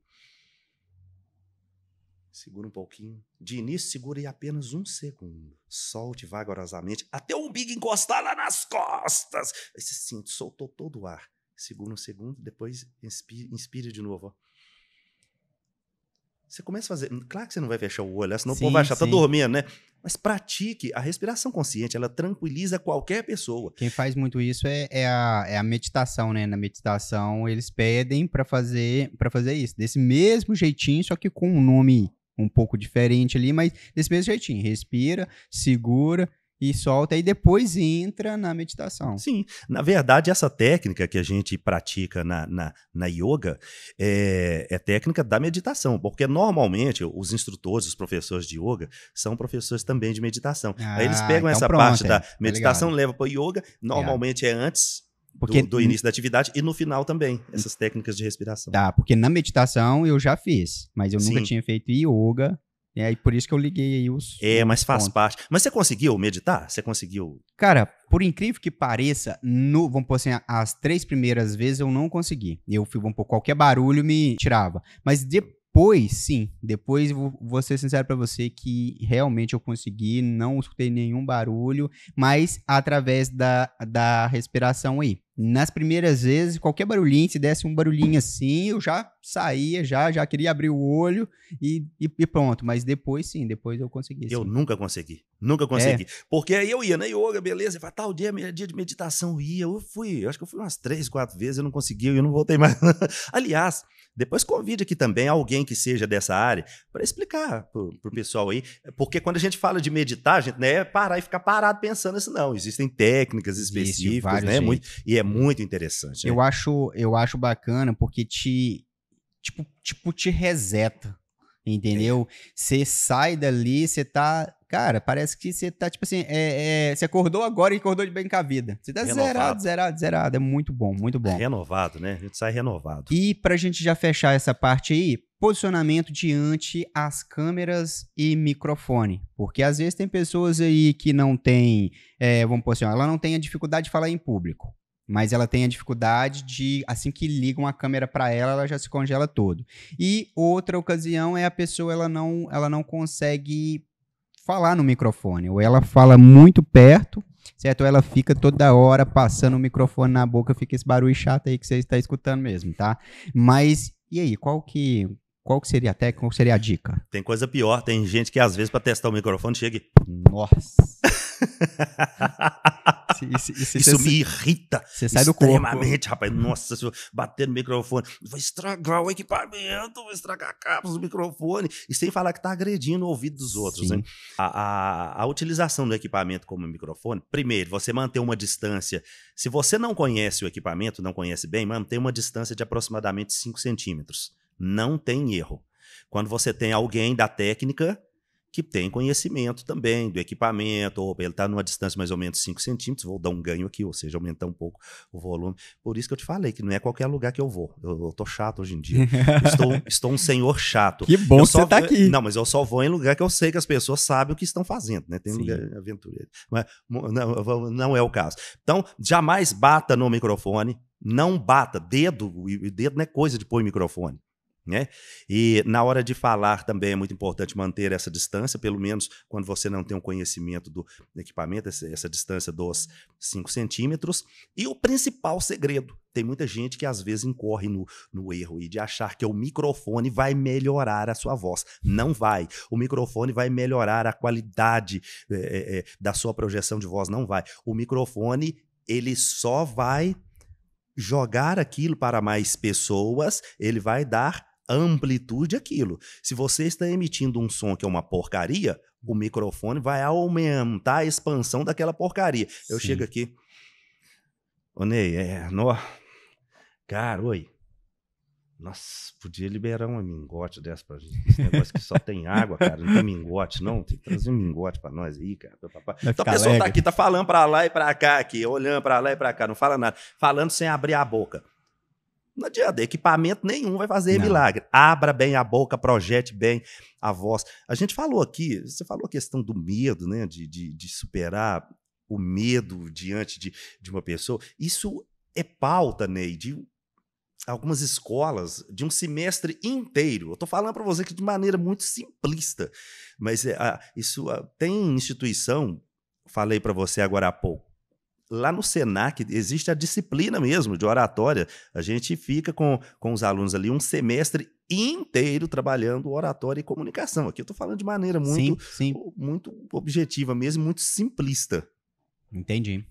Mas a câmera, não falei da câmera não, né? Faltou a câmera, eu ia te falar agora, faltou a câmera. Não vai falar da câmera não. Câmera é o seguinte, a câmera você vai tratar a câmera como se fosse uma pessoa, interaja com a câmera, evidente que tem que entender o contexto. Aqui nós estamos no podcast, estou conversando com você, aí eu estou conversando com você ficou o tempo todo olhando para a câmera lá, para começar eu estou fugindo do microfone. Sim. E depois eu não dou atenção para você. Perde atenção. Mas a câmera, de um modo geral, a câmera, se você está diante da câmera, você vai interagir com a câmera como se fosse com uma pessoa. Converse com a câmera. Você vai interagir com a câmera. Porque do outro lado da câmera, em determinado momento, alguém vai assistir e vai sentir como se você estivesse conversando com ela. Evidente que nós temos o caso aqui, o que a gente mais tem aqui é câmera, né? Câmera e câmera de qualidade. Aqui, então, não tem problema. Aqui eu não tenho que preocupar com câmera, a não ser que eu queira, em determinado momento, comunicar diretamente. Você me falou, me preparou antes do podcast, aquela câmera é a sua câmera. Então, quando eu quero conversar diretamente com você, que está me vendo, eu vou olhar para aquela câmera. E existem, eu falei para você de alguns trabalhos, né, que nós já fizemos. Eu fiz um trabalho uma vez, era um trabalho de faculdade. Eles deram para a gente a missão de ir a um programa de televisão e observar, fazer uma resenha do que a gente viu naquele programa de televisão. Aí, na época, eu escolhi o programa do Jô. Eu gostava dele. Aí fui no programa do Jô. Meu amigo, tem câmera de tudo quanto é jeito lá. Eu contei 16 câmeras no estúdio na época. Eu contei, porque como eu fui para fazer um trabalho... Lógico, foi com o olho. 16 câmeras. Inclusive aquelas com gruas, né? A grua pro pessoal de casa. Grua é aquelas câmeras que sobem, né? Desce aquele equipamento. Vai lá no apresentador e depois volta. E nesses ambientes que existem muitas câmeras, eu não preciso ter a menor preocupação com a câmera. Porque onde tem muita câmera, já tem os profissionais que estão operando aquele equipamento e vão buscar a sua imagem onde você estiver e como você estiver. Aí, nesse caso, você não precisa se preocupar. Mas no dia a dia, hoje é moda, né? O pessoal vai gravar um vídeo, vai para pôr nos stories, para pôr no TikTok, é interagir com a câmera como se estivesse interagindo com uma pessoa. Dessa forma, você vai ter o engajamento esperado. E o importante também é você, vamos pôr, sempre olhar para a câmera, não para a tela, né? Que muita gente abre a tela ali e a pessoa abre a tela, se olha ela tá se vendo ela, mas na verdade você tá passando aquela impressão ruim para quem tá te assistindo. Então, quando eu abro a minha câmera e eu olho para a lente da câmera e não para a tela da câmera, você aí do outro lado tá tendo a impressão que eu tô conversando com você, olhando no seu olho. E isso faz uma diferença também muito grande. Perfeito. Inclusive, às vezes a pessoa tem um equipamento de ponta, equipamento que tem aquele monte de câmera, mas a pessoa não sabe nem aonde que fica a câmera do aparelho. Ela tem olha na tela, isso que você tá falando. Ela tem um iPhone e o vídeo dela sai ruim, por causa que ela tá se vendo e não olhando para a lente da câmera. Sim. E aí não passa aquela conexão, né? Você não se conecta com a outra pessoa, que é, vamos dizer assim, a base do podcast. É eu se conectar com você. Então, eu tô aqui, nós tá sempre conversando, um olhando pro outro. Tem 3 câmeras, então essa câmera é a 3 que pega a mesa, essa é a minha e essa é... A minha? Tá na minha agora? Tá na sua agora. Pronto. Então, a gente tem toda essa base e até mostra para as pessoas aqui o que você falou da televisão. Você não tem que importar qual câmera que é. A pessoa que está editando vai olhar ali. A gente que gerencia várias empresas, a gente pega ali, a pessoa fala, não, mas eu tenho um iPhone última geração, meus vídeos não saem bom. Sabe o conselho que eu, vamos pôr assim, trabalho com a agência 3X? O que a gente faz? A gente cola qualquer cor aqui pra pessoa. A gente pergunta assim, qual cor que você mais gosta? Ela fala assim, vermelho. Nós arrumamos uma pecinha vermelha e cola do lado da câmera. Que aí isso chama a atenção da pessoa, o pontinho. Excelente. Aí fica ótimo. Excelente. Vou levar essa dica. Ele me fez a pergunta e ele que me ensinou. Vou levar essa dica. Excelente. Excelente, ótimo. Pra gente da agência melhorou ali, ó, vamos pôr assim, 40%. Dos vídeos da pessoa, que toda vez que vinha pra gente editar, a pessoa fez um vídeo ótimo, falou ótimo, mas não olhou pra câmera. E aí eu perdi a conexão da pessoa do outro lado. Sim, aí a gente prega isso lá no telefone dela, ensina ela a pregar e acabou. Ficou excelente, ótimo. Excelente. Essa aí eu não sabia, é uma dica interessante. E é interessante que às vezes, dicas simples, mas com uma eficácia. Uai. Com uma eficácia. Porque como você tira o olho de um pontinho verde num lugar preto?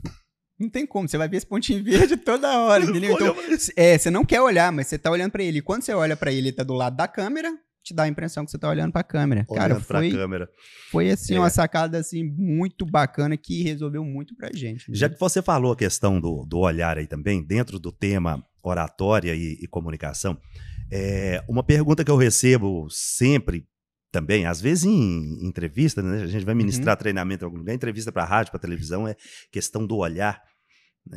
A pessoa ter dificuldade de conectar-se pelo olhar no momento da fala em público. E aí a gente tem aquelas dicas também, que são as dicas dos pontos imaginários. Primeiro é olhar para vários pontos. Se você está diante de uma plateia, você precisa olhar para vários pontos. Para cá, pessoa que está de cá, olhar para vários pontos durante a sua apresentação para que todas as pessoas sintam-se acolhidas, percebidas, crie conexão. Rapport, que nós chamamos aí no coach. Você precisa criar isso. Ah, mas eu tenho dificuldade de olhar nos olhos, ainda mais quando eu estou nervoso. Crie pontos. Eu vou olhar, por exemplo, eu tenho dificuldade de olhar no seu olho, por exemplo, eu vou olhar na pontinha do LED verde da lâmpada. Para quem está de lá, vai ficar com a sensação de que eu estou olhando para você. Sim. E da mesma forma, né? Eu vou olhar para o técnico, eu olho para uma coisa que está atrás do técnico. Dessa maneira, crie pontos imaginários, mas direcione o seu olhar para vários lugares diferentes. Que você fica confortável, né? Sim. Bacana, essa é boa. Parte da política, o senhor também trabalha muito nessa parte. Explica um pouco mais sobre isso aí. Rapaz, eu sou apaixonado por política. Não, eu vou até ajeitar nessa cadeira confortável. Você é a primeira pessoa que me fala isso, Vou até me ajeitar aqui nessa cadeira confortável. Que delícia de cadeira. Eu quero ficar mais aqui, essa conversa comigo, mais umas 2 horas de prazo. Ó, e eu nem te contei que ela tem um pezinho embaixo. Você puxa o pezinho, ela deita. Aí você pode esticar a perna ali, que você nem dói a perna, não. Ainda bem que você não me contou, senão eu já teria perdido a postura aqui, já ia estar escarrapachado para trás aqui. Mas, voltando ao nosso tema, a política, eu gosto da política, assim, desde a sua essência, lá na democracia ateniense, né? Na época das ágoras, né? Quando as pessoas subiam naqueles espaços em cima para falar para as outras pessoas, Sócrates, Platão, Aristóteles, os sofistas também, que ensinavam as pessoas a falarem bem, os políticos. Eu sou apaixonado desde a essência da política. E essa política, esse conhecimento e esse gosto pela política, é evidente que em determinado momento isso foi transformado em produto também, associado aí ao produto rádio, a comunicação. Eu ia te perguntar se esse gosto veio do rádio, porque na sua época tinha muito das propagandas eleitoral no rádio, mas de um jeito mais humanizado, né? Não era tão automático como hoje. Não é? A pessoa ia lá, vocês conversavam mais, entrevistavam mais ou não? Sim, mas na verdade o meu interesse ele começou mesmo, foi o interesse teórico começou na faculdade. Porque você começa a estudar ali filosofia, reflexões filosóficas, aquele negócio ali, eu comecei a interessar e eu linkei com algo que eu já tinha na prática, que era esse gosto pela prática da política, de apresentar showmícios. Quando eu comecei com isso, tinha showmícios, apresentar os showmícios, né, aquele negócio todo. Então, é algo realmente muito gostoso de muito tempo. Eu sou daqueles que fez parte de movimentos estudantis, essas coisas, eu gostei muito disso. Eu sou daqueles que andei atrás agora eu vou causar polêmica, hein? Agora eu vou causar polêmica aqui, agora vou causar polêmica no seu podcast. Ai. Essa é a primeira polêmica. Cuidado. Eu sou daqueles que andei atrás de Lula.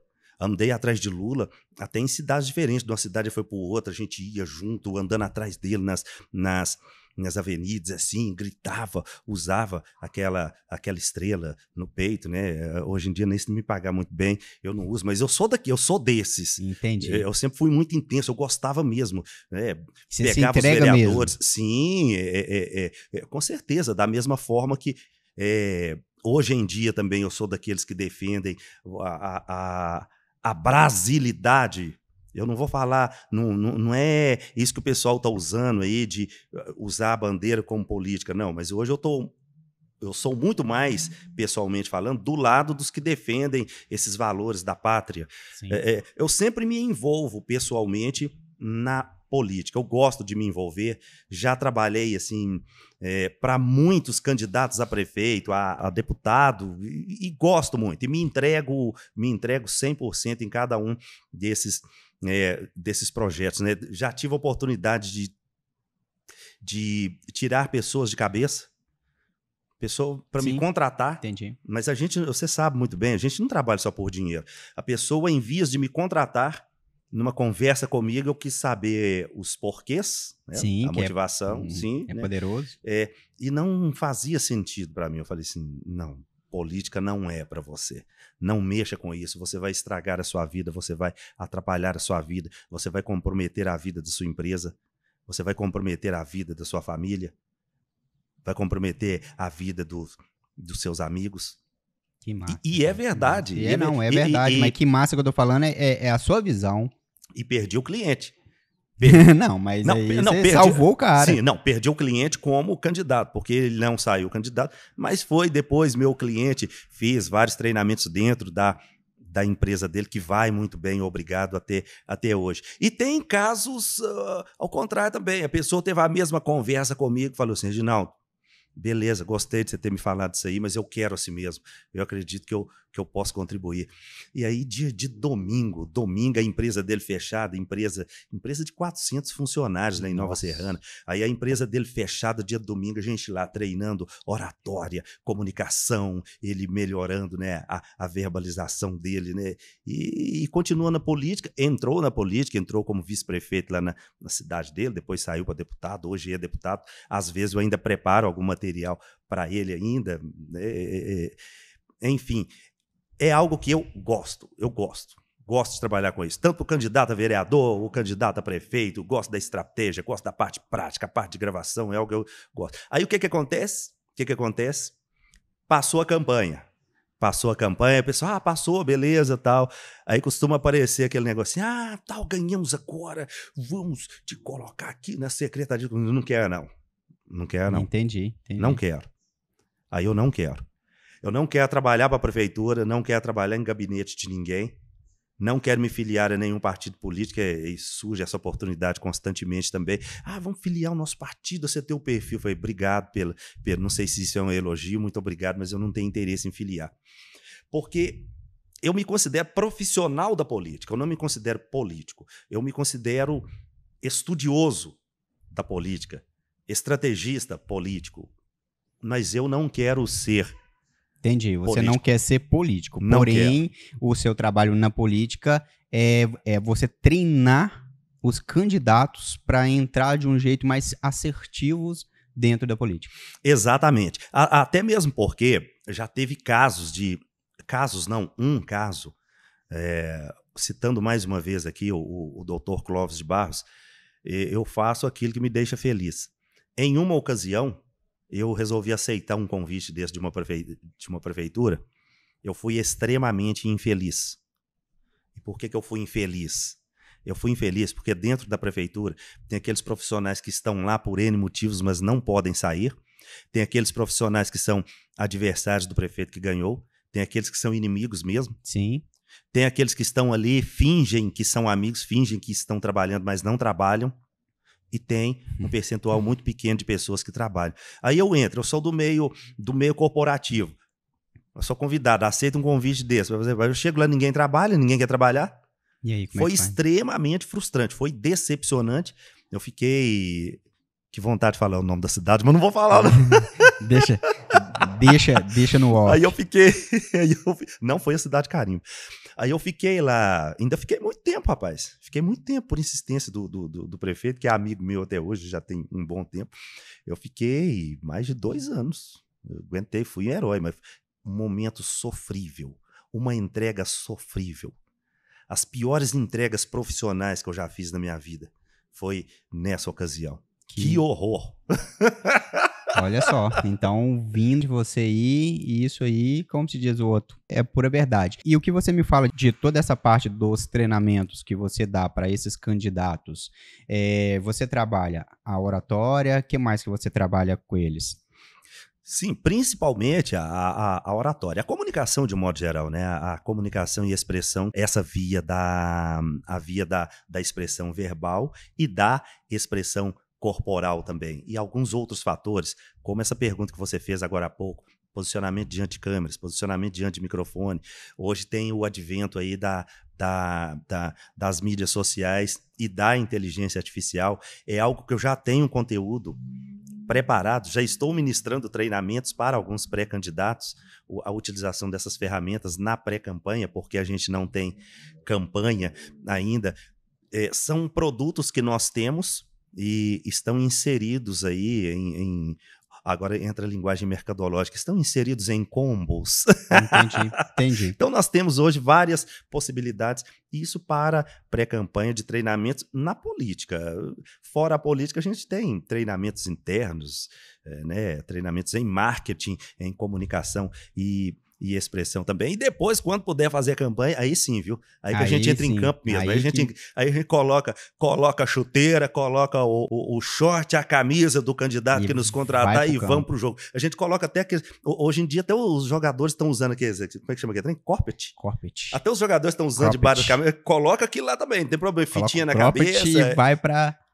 cropped e vamos pro jogo. Aí na campanha é bom demais, é bom demais. Show de bola. Produtos específicos. Explica o que é GPE e CEP. Tá. O GPE, eu criei uma ferramenta. Na verdade, quando a gente fala que criou, assim, é muito pretensioso a gente falar isso, mas nós temos uma ferramenta que, inclusive, está nesse livro aqui. No primeiro? No primeiro. GPE, Gerenciador do Produto Eu. O que a gente trabalha através dessa ferramenta? Eu preciso me ver, me sentir e me portar como produto. Se eu não fizer isso, eu não conseguirei fazer entregas de qualidade em nada que eu fizer. E essa ferramenta, esse GPE, que bacana. é o gerenciador do produto eu fiz a partir de uma pesquisa para o livro. A maioria dos livros exige pesquisa científica, que a gente falou agora há pouco. Eu fiz uma pesquisa com 50 pessoas, entre clientes meus, professores, pessoas com as quais eu me relacionava naquele momento, pessoas que se consideravam pessoas de sucesso. Uhum. E eu pedi para aquelas pessoas elencar por que elas tinham sucesso, na opinião delas. A partir dessas entrevistas, eu relacionei os principais fatores que faziam com que aquelas pessoas se sentissem pessoas de sucesso, não só profissionais, pessoas de sucesso.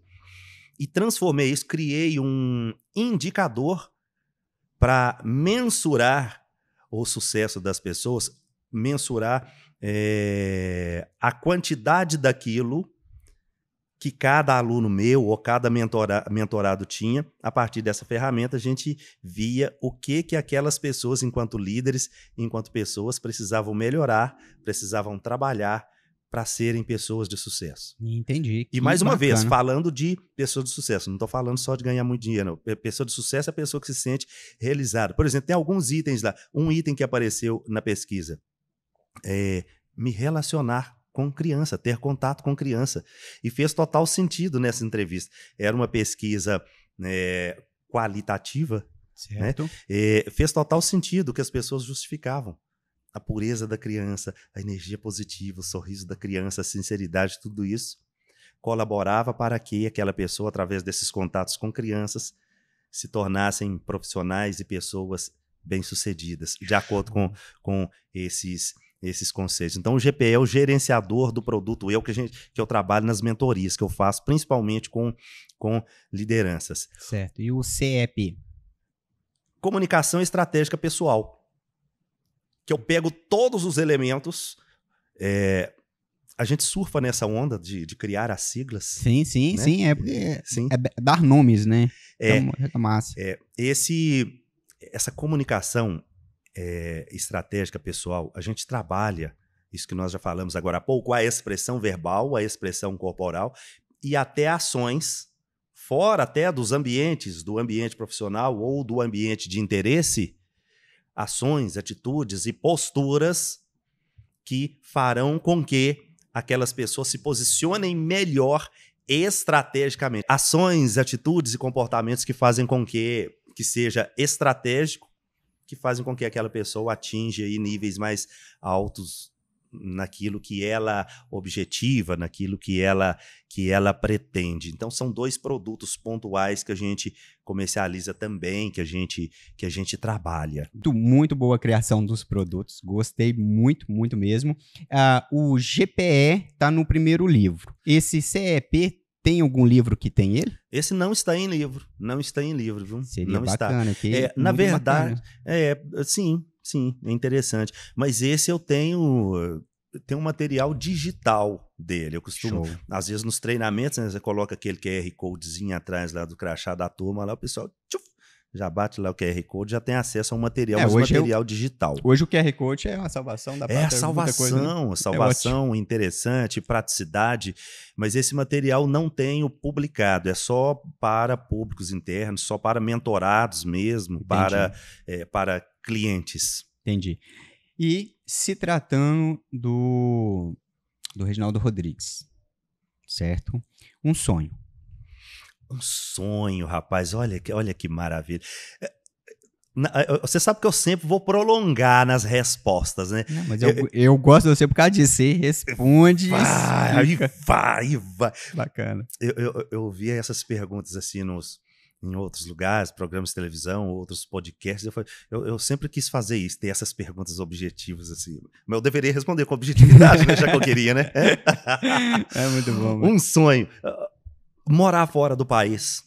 É mesmo? Morar fora do país e eu vejo uma diferença grande do sonho para a meta.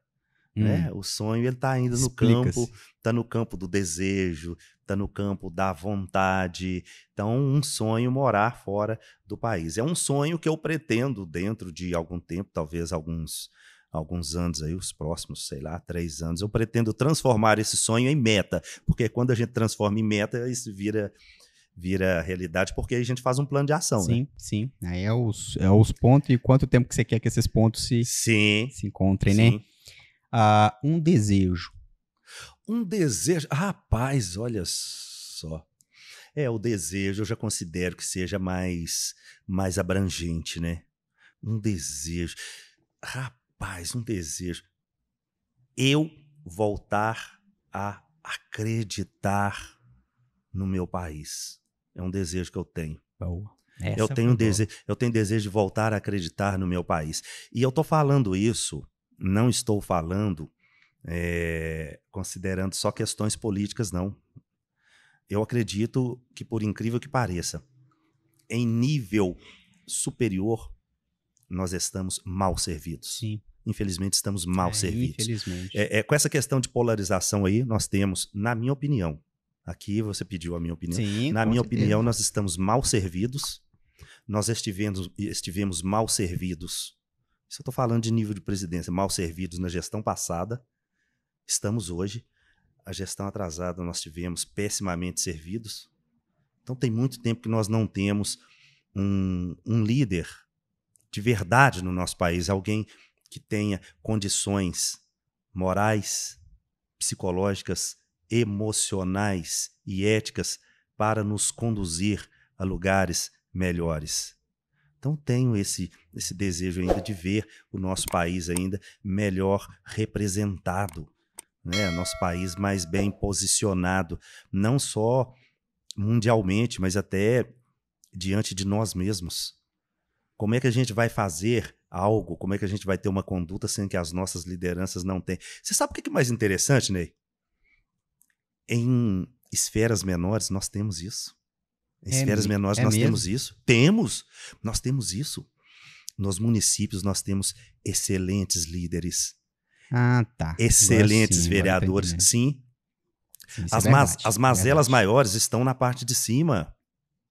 Aqui embaixo nós temos excelentes autoridades legislativas, excelentes autoridades executivas.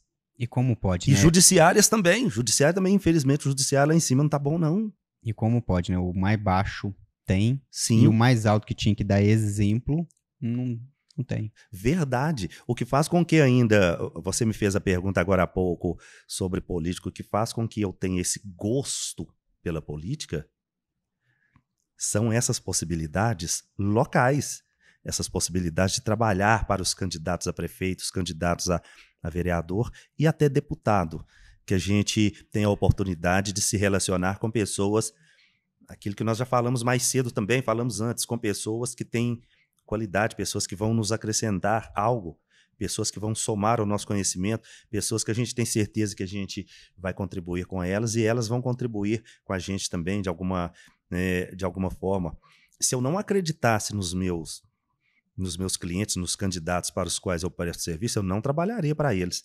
Já teve situações de eu enjeitar o serviço. Eu enjeitei o serviço porque eu não acreditava naquela pessoa e não acreditava nas ideias daquela pessoa. Entendi. Então tem a satisfação e o prazer. Até hoje eu só trabalhei com quem eu quis, com pessoas com as quais eu acreditei e muitas delas você conhece. Né? Já tive a oportunidade de trabalhar com excelentes pessoas. E são os valores, né? São os seus valores, são os seus pilares, né? Então, realmente, eu acredito... Eu nem te fiz essa pergunta aqui, mas seria uma pergunta muito boa, né? Quantos serviços políticos você já tinha enjeitado por não estar naqueles valores que você acredita, que você segue, os pilares que você tem. E então, isso acontece então diário. Sim, com certeza. E não foram muitos, viu, Ney? Foram apenas 2 que eu enjeitei até hoje. Que bom, né? Sim, que apenas bom. 2. Porque aí entra muito aquela questão que a gente já conversou também. A gente acaba se cercando de pessoas boas. As pessoas que se aproximam da gente, as pessoas que têm contato com a gente, as pessoas que nos acham, as pessoas que chegam até mim através de indicações são indicadas por pessoas iguais a mim. Essas pessoas que me procuram, a maioria delas tem a ver comigo também. Isso que a gente conversou sobre a sinergia, sobre o criar conexão. Então, eu atraio, mais uma vez, modéstia bem à parte, eu atraio só pessoas boas para minha vida. Que bom, e que continue assim. E, para finalizar, uma visão futura do Reginaldo Rodrigues. Eu me vejo trabalhando na beira de uma praia, voltando a vender picolé. Voltando a vender picolé? Voltando Mas a vender picolé. Mas sendo dono da frota inteira, só deitadinho ali. Não, vendendo mesmo. Eu gosto de praia, eu gosto do movimento, eu gosto de conversar com pessoas, oferecer coisas simples para as pessoas, eu gosto disso.